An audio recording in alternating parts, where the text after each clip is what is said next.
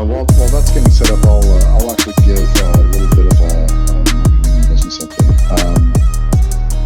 So you guys have no doubt been following our announcements. We announced BitPerp and Avalon last week, and we've got 3 partnership announcements in the queue for this week. So won't give away who those are just yet, but we're getting to the point now where we started with 1 announcement a week, now 2, and the business development team has been kicking so much ass actually that we're probably going to up it to 3. Just to get through the year actually. So it's been a lot of really, really great momentum. Our team came back, last week from the Binance Blockchain Week at the Coca-Cola Arena in Dubai. And as you no doubt saw on our socials, we placed Jeff Garzik, our co-founder, alongside Matt Ye of Lorenzo on a panel about stretching Bitcoin's technology, which of course is really what we're all about here at Hemi.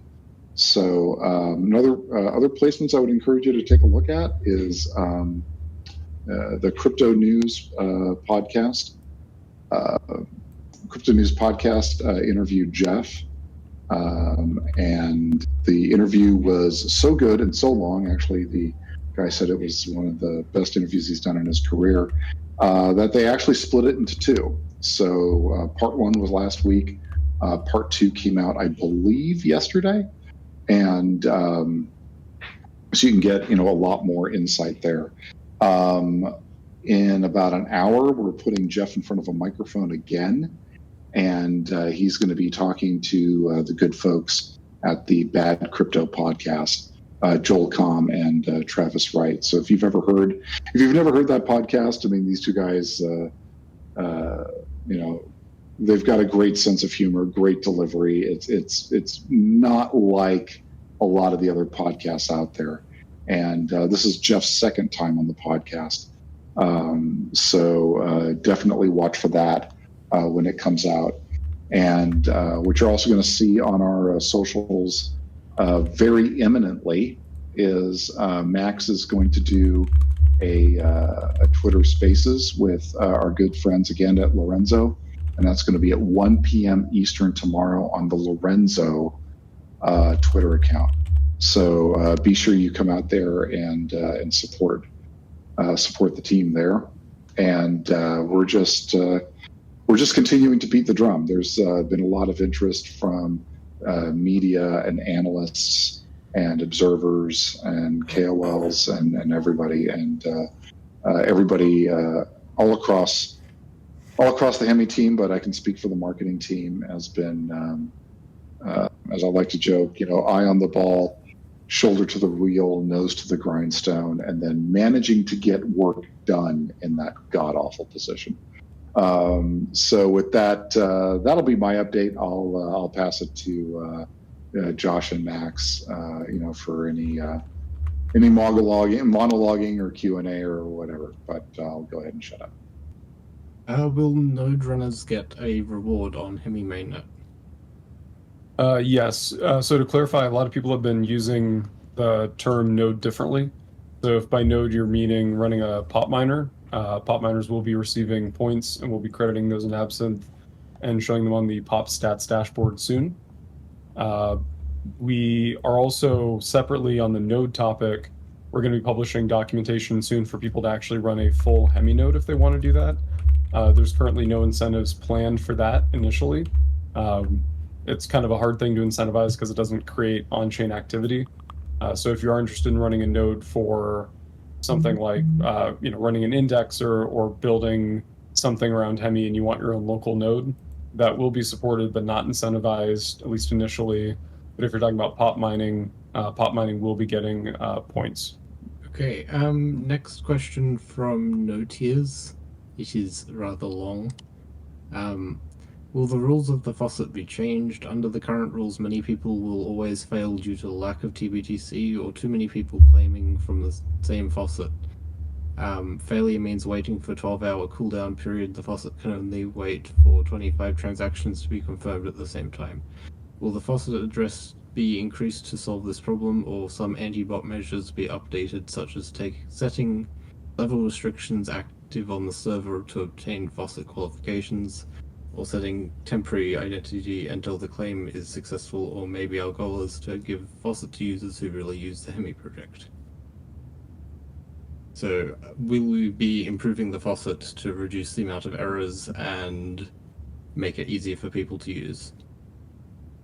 So high level, yes, that is an ongoing thing we're battling with. It's not engineering's main priority. Our main priority is getting everything ready and stable for mainnet. So hence why there hasn't been a lot of work on the faucet recently. There are things we can improve, and we're looking into it. Understand it is definitely a pain point for the community, but it is a difficult thing to run correctly with a community as large as ours. So we are looking into it. If people have specific suggestions of things they think would help, and no tiers, I see send some in there. We'll have to chat through those as a team offline, but if anyone does have suggestions, we're definitely open to it. We are also going to be integrating a anti-civil mechanism relatively soon called Deimos, and there will be more information on that soon. And we may also be able to use that as part of the faucet claim process somehow, but we're still looking into that. And there's some other changes that we could potentially make to the Discord side. Note here suggested potentially levels, so if people are active and send messages, they would get level up, and then we could grant access to the faucet at some level. I think that could encourage more spam, but there's definitely ways we can improve it, so we'll look into that. That could be interesting. It also require a bit of engineering work, but we could do something around, if you're requesting faucet payouts to an address that is actively engaged in pop mining, we could give those some sort of priority, because that'd be something easy to detect on chain. We could pull that from the pop stats backend. So definitely some ideas. We're still looking into it. Understand it's frustrating, but it's also, in order for everything we're doing here to actually be worth anything, we do have to focus on mainnet as our #1 priority. Yeah. There are ways that we can do the leveling without that, and we have a Hemi helper bot that helps a bit. Yeah. Thanks, Notiers. That was a good question. I'm not seeing many other questions right now. Nowadays, there is big problem with getting test BTC. How do you solve this problem? I often have problems with faucet and it's difficult to mine blocks. Can node uptime be more important than the number of blocks mined? I think that's referring to the pop miner and keystones. Yeah, so we already covered the faucet and some potential work streams to improve it. As for node uptime, there's not anything we can do around the fact that a pop miner is up and running. The only thing that we can look at from a metrics perspective is op transactions that actually get onto the Bitcoin testnet. And so can't do anything around uptime, and that'd be an easily gameable thing as well, which would create some bad incentives, and that wouldn't be good for the community either. But we are looking into the faucet. Yeah, there's also, I've seen a lot of people asking questions about the number of errors that the pop miner currently produces. A lot of them are caused by the load on our infrastructure, and there's more than 100,000 pop miners currently connected. So there's a lot of strain, and you will see some errors, but we're also working on resolving some of that. And also, as I mentioned last week, the way that we're going to do the pop points distribution is going to be based on what other regular users were able to do in the same day. So, for example, if there was there's a lot of mechanics that go into how many keystones people are mining on average in a day. So there's the Bitcoin testnet difficulty bomb, which can either be good or bad because it lowers fees and increases the number of keystones. but it also causes network stability issues and increased traffic on the back end. There's things just with our infrastructure which we've continually scaled out, and so when we scale it out more, that creates an improvement, and then more people come in and things get worse again. So there's a lot of factors to how many keystones people can mine, but in general, assuming you have enough TBTC in your wallet to actually do the pop transactions, most people who are pop mining should be in a day, again, using just the vanilla pop miner with no custom scripts or running their own full Hemi nodes or anything like that, should be able to mine roughly the same amount of keystones. And so the way we're going to do rewards will be based on evaluating for each address that's going to receive points, looking at their performance versus the rest of the pack. So looking at how your pop miner performed versus how all the other pop miners on the network, throwing out the extremes of people running their own infrastructure, but everyone else running just a normal pop miner, what they were able to do, and you'll get points based on that. So if in a day you only got 3 keystones, but that's, you know, the same average that most people were getting, you'll get the majority of the pop points that were available for that day. Whereas another day, maybe the average person was able to get 10, and if you got 9, you'll get slightly less than the average. So it will be based around what other people were able to do with the official pop miner, with our infrastructure, not, you know, just purely based on the number of keystones in a vacuum. So that should help even out the rewards to make sure that people who, again, we're running just the pop miner, we're telling people to run the way we're telling them to run it, should get the majority of the pop points that they could have earned in a day.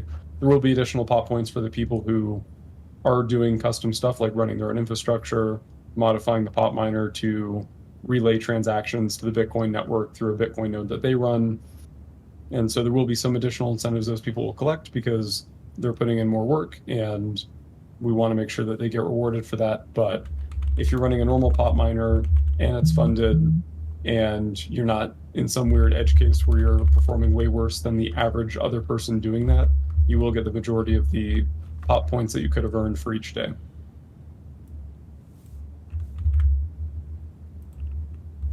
Awesome, thanks. There's a couple new questions. One is, how many total members have joined the project since the beginning, including pop miners and Absinthe? I'm not sure if we can provide a number. It's a bit hard to calculate. Yeah, I don't know the number for Absinthe.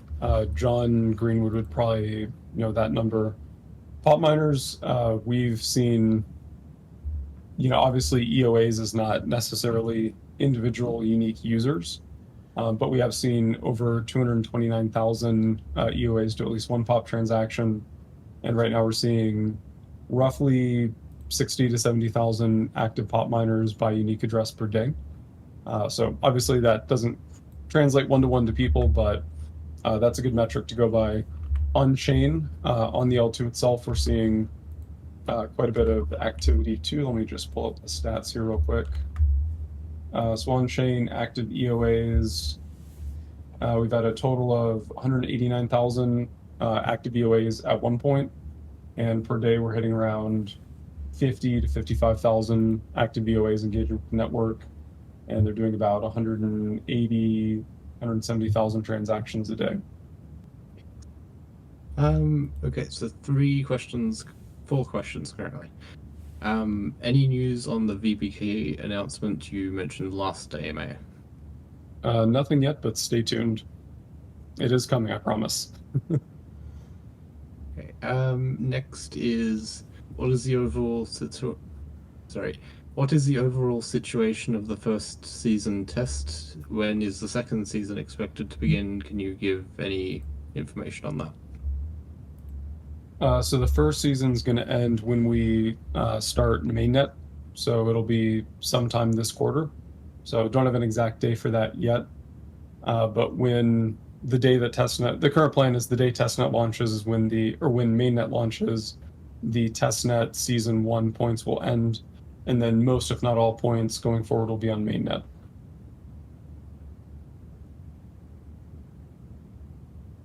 And following on to that, do we have any hint for the mainnet launch date, which I think you just covered, so sometime this quarter?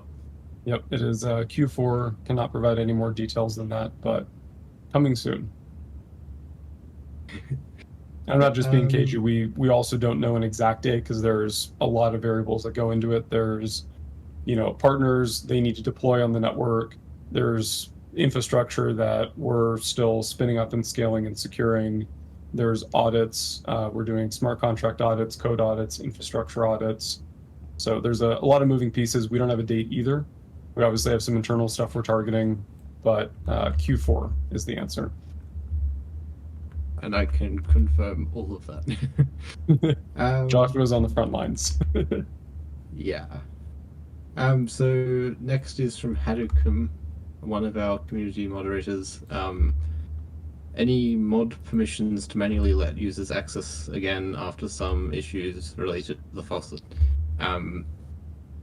Basically, would we be able to let moderators give certain people access to the faucet to help reduce the amount of strain on the faucet currently? Certainly open to it. That's actually probably a better question for you, Joshua, if you think A, that'd be helpful, and B, if that's, I also don't want to do something that creates a ton of work for moderators and makes people attack them even more. So it's definitely a balance, but I'm personally open to it if other people on the team think it makes sense.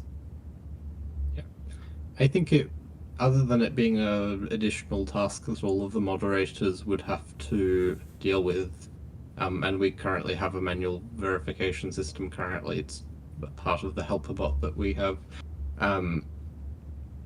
Currently, the system is you have to verify and link an X account, and you have to have more than 10 followers, and the account must be more than 2 weeks old. We've seen a lot of bots and accounts getting around that, so I think something like that could be implemented, but we'll have to talk about that internally and with the community moderators to see if they're up to that task. Okay, good. You can do one thing. You give permission to moderator to fill up TBTC faucet. So I think I can partially answer that if you want. Yeah, go for it. And I'll also say we do have several people with the ability to refill the faucets. That could definitely be expanded, but the bigger issue is right now there's just so much demand for the faucet that we put in 300 TBTC and it's gone within, I think the last time it was gone within 2 hours. And TBTC is not an unlimited resource. We have to get it ourselves. And so that is more the limiting factor versus just, people who get a ping and notice it's out and have infinite TBC to refill it. But definitely some improvements we can make there as well. And then anything you want to add to that, Joshua? Yeah, yeah, so there's quite a few people who are refilling it already, and a few of our community moderators, especially YYG, has donated a lot to the faucet, which we're super grateful for. But potentially we could maybe arrange to have the community moderators able to refill it when needed as well, and just have like a backup supply. Another thing that we'd have to discuss. Yep, definitely open to it. And just from a mechanics perspective, refilling it's super easy. It's just a matter of sending TBTC to the faucet address, so it's not something that needs permissions and the ability to do something on a server or whatever. It is just a matter of sending TBTC again to the faucet address to pay out. There's also an issue with the faucet with the API we're using sometimes returns bad UTXO data, so we have to rotate the addresses that it uses. But that's a much less frequent problem that does require some more manual intervention. Yeah, and anyone can send TBTC to the faucet if they want to help refill it. As Bitcoin is permissionless. Maybe we do something, give them points. That would work, actually. It could be interesting. Although it could result in an infinite loop, but yeah. Yeah. I'll have to think through that one. Yeah. How much of Mainnet is going to be the community? Are we going to get rewards when Mainnet goes live or after the investors take their profit? We'll announce the details later, but There's not an exact percent set yet. Part of it's going to be based on how many people participated, and that, again, is how many unique people who get through the civil protection process that we're going to be putting in place soon.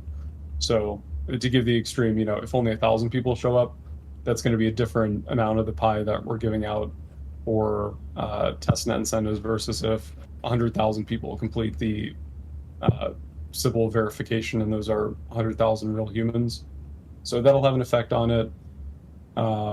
Can't speak to token unlock schedules, but the goal is for people to have some liquidity, but we'll announce more details soon. And also the way that projects, and I'm just speaking in generalities now, not Hemi specific, but the way most projects are structured nowadays, investors, team, they're usually getting tokens unlocked later in the process. There's a lot of reasons for that. I mean, one, it just creates better economics that are more sustainable for the project, but also it's a listing requirement for a lot of exchanges now. So you can't just, start up a project and give, the seed investors 50% of the token supply that's unlocked on day one and tradable, and then expect to list on exchanges. So there's actually a lot of requirements and structure that's enforced on project tokenomics to get listed on Tier A exchanges. Here's another one from Funky Sasquatch. Has Hemi Partnership already deployed their products, and how does the community interact with them? Nobody has deployed. Well, so we did have Pith and Redstone. I believe both of them deployed on Testnet. I think we're in the process of adding documentation to our docs for how to use them. And then there may be one or two other partners who did a testnet deployment, but I think most of them, some partners are only going to deploy on mainnet. Some partners are looking to do a testnet deployment, but I don't know the ETA on that.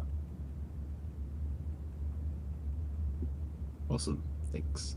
Have we made a... What is the estimated date of our roadmap being public? Good question. I don't think we have a confirmed date yet, but relatively soon, at least a partial roadmap.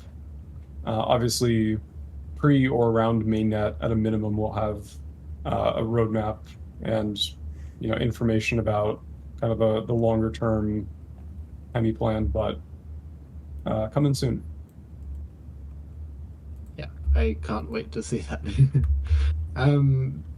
Is Hemi launching any grant programs for developers? Absolutely. So let's see. So we're going to have we're going to have a couple different parts of the grants program. I don't want to speak in too many details because I know things are shifting around a bit. But high level, basically, we're looking at inspiration from the Retro PGF program from Optimism. So doing things that, if you bring in a project, you launch it, it gets users, people like it, it's getting TVL activity, volume, creating transactions on the network. So there will be some grants that are paid out retroactively. So launch a project, get users, make something happen, and then grants will be awarded for that. The exact governance of that is TBD, and it's probably going to change over time. So it may start as something that just the foundation is doing, and then transition into something that's more community DAO driven. So stay tuned for details on that. We're still sanding edges there. And then we'll also have a separate grants program that will be, you come in with an idea, you submit a proposal, and what your budget is, what you're building. We'll engage with you interactively if you need certain resources. And we're also putting together a program that certain projects who are doing something that we particularly want to incentivize, we can sponsor partially or fully, smart contract audits, other things like that help the project. Maybe something that gives people free cloud infrastructure to use. So details TBD. Don't take anything I said as set in stone, but there definitely will be grants. And there will be both proactive grants of, you want to build something, come talk to us, we'll get you set up with a grant. And then retro PGF stuff, if you just want to go build something, try to get users, and then get incentives based on the actual, untrained metrics for use in TVL and volume that your protocol acquires. Awesome. Is the mainnet launch date going to be the same as a potential TGE date? Probably not.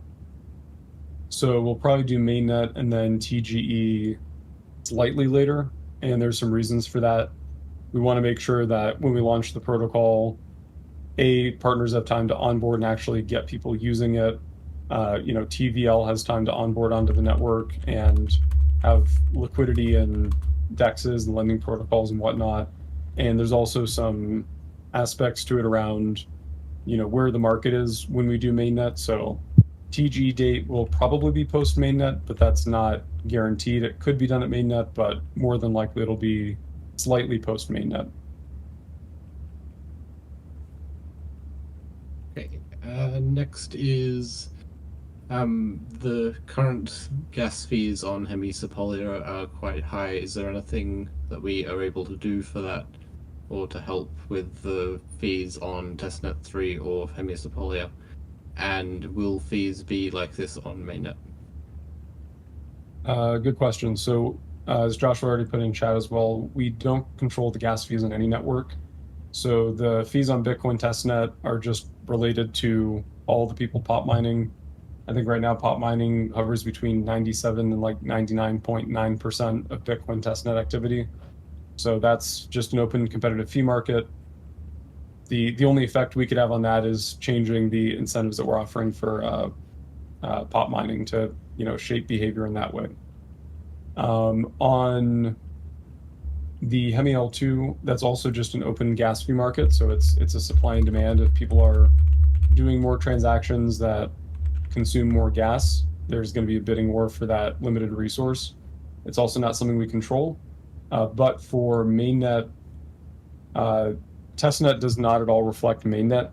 Testnet is people playing around with mostly useless funds. Obviously there's black markets for testnet tokens and whatnot, but it's a very different environment. It's people competing to do transactions to earn points for the number and types of transactions they're doing, whereas on mainnet, incentives are generally around actual economic value that's created. So, real trading volume, real TVL, real assets staked in protocols. And so you won't see the same fee market dynamic on mainnet because the incentives are going to be way different. So mainnet, the gas mechanic will work the same, but the way that people are interacting with that gas mechanic will be radically different. And I seriously doubt we'll see 20 or 50 or 100 gigaway fees on Hemi mainnet. As a point of comparison, if you look at the base or the optimism gas fee markets, Hemi will probably be similar or cheaper than those mainnet gas markets. Thanks. I do want to say that we've seen a lot of people trying to sell worthless testnet assets here. If you try doing that, our community moderators will ban you, and you will not be unbanned, so please don't do that. Next question is the Hemi protocol advanced enough to let developers develop their own token yet? Well, Hemi is currently in testnet, but feature-wise, absolutely. So Hemi is just from a developer perspective, it's completely backwards compatible with the Ethereum EVM. So anything you can do on Ethereum, you can also do on Hemi. Plus, obviously, we added in the HVM precompiles that let you interact with the Bitcoin node embedded in the EVM. But as a minimum, everything you can do on Ethereum can also be done on Hemi. Obviously, if you're launching an actual token, you'd want to do that on mainnet. So from that perspective, you'd have to wait till mainnet. The technology supports anything you'd want to do on the network. Awesome. I'm not seeing any more questions currently. Maybe we can start to wrap up unless anyone else has any questions, please. please leave them in the chat and we'll read them. Cool. I guess while we have some downtime between questions, I'll give a tech update as well. So last week has been largely focused on some mainnet items, getting new infrastructure spun up and deployed, tested, secured. We're also working on some performance improvements for TBC. And so we're going to be doing a network upgrade with that soon. We're also doing some work on the Bitcoin tunnel smart contracts. We got a version of that over to the auditing team, and we're going to be deploying a version of that on Hemi Testnet relatively soon for people to start playing around with. And what else? I think those are the big things. Also, Absinthe has made some improvements on their back end that should be giving people more stability. It doesn't mean all problems are solved, but it sounds, from at least what I've heard, Absinthe has been working relatively well over the last week or two. And we also got access to some stuff in their API that lets us audit people's points better. There have been some instances of people who claim that they weren't getting points credited properly for certain activities. I think the main one was swapping. And some chain analysis figured out that it's because they're using some third-party protocol that's basically routing or performing the transaction on their behalf. So just as a quick reminder, we generally don't encourage people to use third-party tools, but if you are using third-party tools against a recommendation, the way that those tools interact with the Hemi network may not get you credited with the points you expect to be credited with. Our point system is designed around people interacting with the on-chain protocols directly. So that means, going and doing a swap through the Hemi UI, where on-chain it's your EVM address directly interacting with the Uniswap contracts. If you're using a system or service that is basically using another address to interact with those contracts on your behalf, you are not going to be credited with points. I don't think that's something that we're going to go and try to retroactively credit for, because it's not the way the point system was intended to be used. So just putting that out there for anyone using those kinds of protocols. If you are not seeing points in Absinthe, it may be that the protocol you're using isn't interacting with Hemi in a way that our point system is actually designed to reward you for, and that is intentional. Okay, we have a few more questions if you want to continue with questions. Yeah, sounds good. Okay, what is the theoretical and practical TPS of Hemi on Testnet, and how much is anticipated on Mainnet? Theoretical and practical TPS of Hemi is the same as Ethereum. So the theoretical, so it's going to be averaging around 15 million gas target per 12-second block. So I believe the theoretical, if you were just doing Ethereum transfers, would be that number divided by 21,000, which is 700 transactions per 12 seconds, which would be 59 transactions a second. Obviously, most EVM networks don't hit that TPS throughput because most of the transactions on the network use more gas than just a simple Ethereum transfer. But it'll be very much the same as Ethereum mainnet. And how much is anticipated? That just depends on market dynamics. Probably initially, the gas limit will not be fully consumed, but it just depends on how much demand there is for using protocols, what kinds of protocols people are using the most. Some protocols are kind of set and forget. You put up an LP position somewhere and then you check back in and collect rewards in 3 weeks. Other protocols are more active. So it really depends on how people are using the network. And I'd say the best case study would be looking at what other Ethereum L2s like Optimism and Base are seeing most of their traffic come from. But even those networks, some Ethereum L2s have most of their traffic for NFT trading.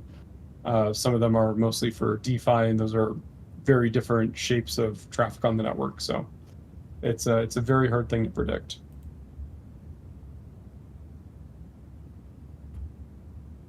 Awesome. trying to find more questions, sorry. So, low TPS, the demand of EVM-based blockchain is skyrocketing. How are you going to lower the fees? How are you going to keep the fees lower than Ethereum? So Hemi is going to scale through L3s. So the goal is to build an L2 that is performant. People can run a full node. It can be decentralized. We can decentralize the sequencer, and people can actually run the infrastructure without needing, a Solana type supercomputer. And then the network will scale through L3s, so people will be able to launch with Chain Builder you could launch just a Hemi clone that's Hemi L2, but as a Hemi L3, and that you could do another 15 million gas every 12 seconds on that network.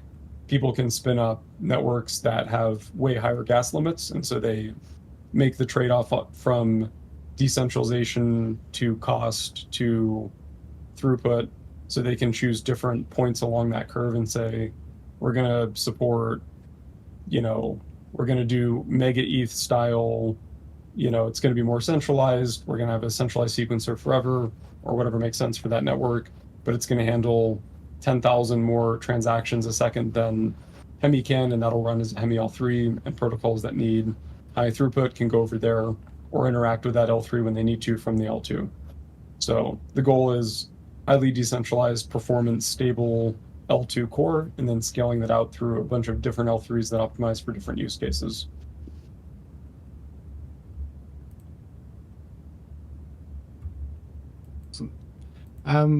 So we've seen a lot of users reporting issues with the pop miner. Is there any updates that we can give on that? Most of it's caused by there are lots of pop miners running, and each of them puts a lot of load on our infrastructure, and scaling to match that load is becoming harder and harder. The web pop miner is also affected by issues with some third-party APIs that we're still working on replacing. Are we able to give any further updates regarding that? I think that mostly covers it. I will say we're working on a version of BFG that people can run locally. And so that once we release that will let people run their own local BFG to connect to. And that'll make it a lot easier to broadcast pop transactions and receive keystones. So stay tuned for that. But at the moment, it is, if you're using our infrastructure and not, running your own stack natively, which is hard to do, but there are people doing it. You're in line with 100,000 other people trying to access our infrastructure, and unfortunately, it is what it is. We are continually trying to scale it out and improve it, but every time we scale it out, more pop miners show up anyway. So we are trying to release a version of the software that for people who are willing to spend some extra time and compute resources can run their own versions of parts of the stack that they need to do pop mining more reliably. And just to put it out there, this won't be an issue for Mainnet. Mainnet, the way the economics are going to work, there should only be a handful of pop miners active. So this is really a testnet only problem, which is why we're not spending a ton of engineering resources trying to over-optimize and support 1 million pop miners, because doing so is a very temporary thing that once we go to mainnet is not going to be needed. So from a holistic project perspective, it's a lot more important to spend engineering resources getting to a stable mainnet than getting the pop miner to scale to 1 million users for the next 1 to 2 months.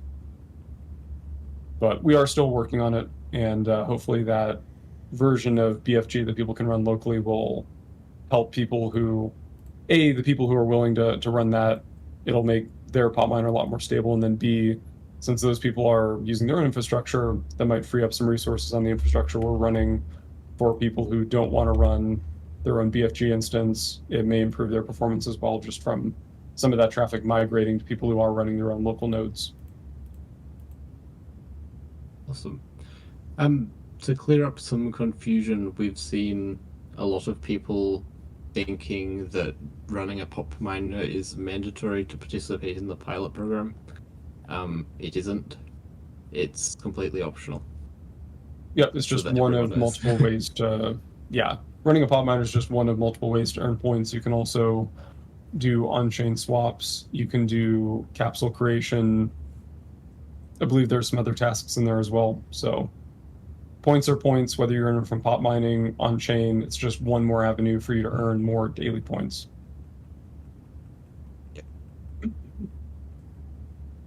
Yeah, there are a few people asking, and we've seen a lot of people asking in the general channel and other places, whether we would be able to tune down or remove the faucet to help lower the fees on Bitcoin Testnet 3, and it would also decrease the number of pop miners, which would increase the chance of people being able to pop mine correctly. What are your thoughts on that? So right now, I don't have exact numbers, but as of a week ago, I think people were spending about 5,000 to 10,000 TBTC per day on Bitcoin transaction fees, and the faucet was only giving away 300 to 500. So the faucet is not what's causing the Bitcoin fees to go high. That's 90+% of the TBTC people are spending to do pop mining, they're getting elsewhere. So they could be mining it themselves. They could be buying it on a black market, whatever, but it's not coming from the faucet. So turning off the faucet would not dramatically affect fees on Bitcoin Testnet. That being said, the removing the faucet would basically just give pop mining to the people who can acquire TBTC, which is a small number of people who are able to acquire a lot of it. And so I don't think that would be overall a good thing for the composition of our community that's able to engage in pop mining. I also saw someone asking about the web UI and if we're going to update the swap UI to be like the tunnel. No, so the swap UI right now is temporary. The current plan is that on mainnet we'll have Sushi Swap as the at least one on-chain DEX for people to use. So people will be going through that instead of through our own native built-in swap UI. Yeah, so there's been quite a few issues reported with the swap UI. I think most of them are liquidity related. Yeah, so just working on that. Yeah, we will be adding more liquidity to the pools, but that doesn't magically fix the issue because basically USDT, USDC, DAI, the testnet stablecoins that we're using, those can be easily farmed, and there's also ways for people to get a lot of spoliate ETH. And so even if we put up a ton of liquidity, it just takes one person to come in and trade a bunch of USDT they farmed for ETH and then take it out of the network and go sell it on a black market or whatever. So it's a difficult thing to keep fed. We've also discussed doing maybe something with a pair between two stablecoins that are minted natively on Hemi, and so we wouldn't have those market dynamics of people farming stablecoins and then swapping them out for ETH. I haven't looked at the liquidity recently, but in general, if you are having issues, I would try doing one of the stablecoin to stablecoin swaps, so swapping between USDT and USDC or DAI, and there's generally less incentive to abuse those, and so there may be more liquidity available on those pools versus the ones paired against ETH.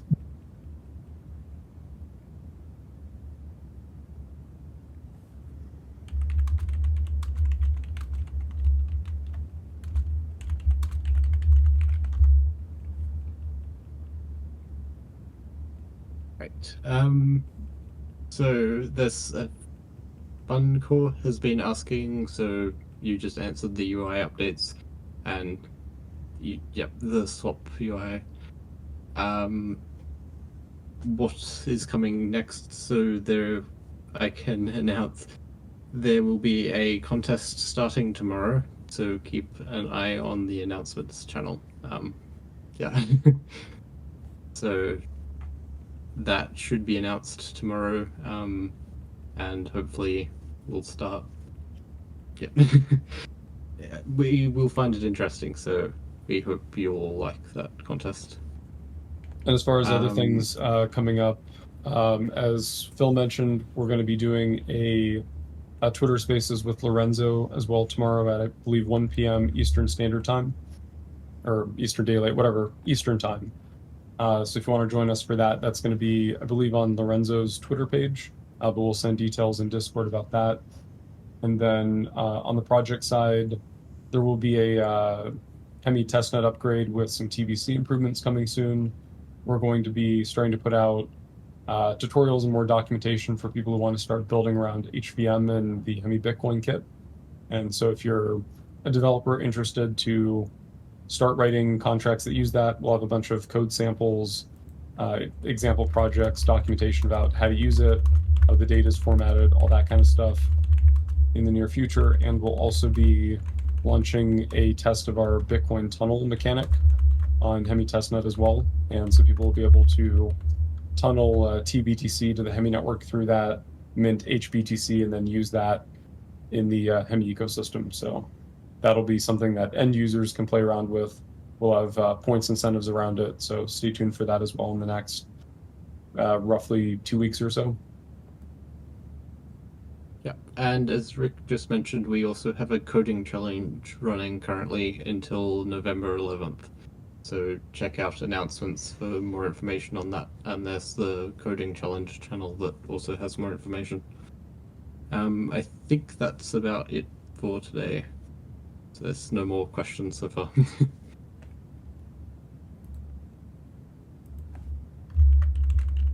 So all right, Max, cool. do you have anything else? No, that's it. I usually close out with a tech update, but I just did one, I think, 10 minutes ago instead of at the start. So I think we'll leave that where we left it, and we will see everyone next week. Appreciate everyone coming out. Yep. I do want to quickly read out the list of our current community moderators. We're thankful for all of them. They do a lot here, and you'll see them around very often. So our current moderators are Ajit, Alex, Avit, Creator, Foxstar, Funky Sasquatch, Harucam, Koki, Liko IDK, No Tears, Yahoos, and YYG. Thank you all. I also just saw a question from Alex who asked, is it possible to participate in the coding challenge as a team? I'm actually not sure on that, but let's see. I think BB could answer that question. So I'll follow up with her and we can answer that in the general chat. Yeah, ask in the channel. Yeah, do what Rick said. Ask in the coding challenge channel. That's a tongue tire. And tag BB and we'll get you an answer for that. Awesome. Thank you. All right. Thanks everyone.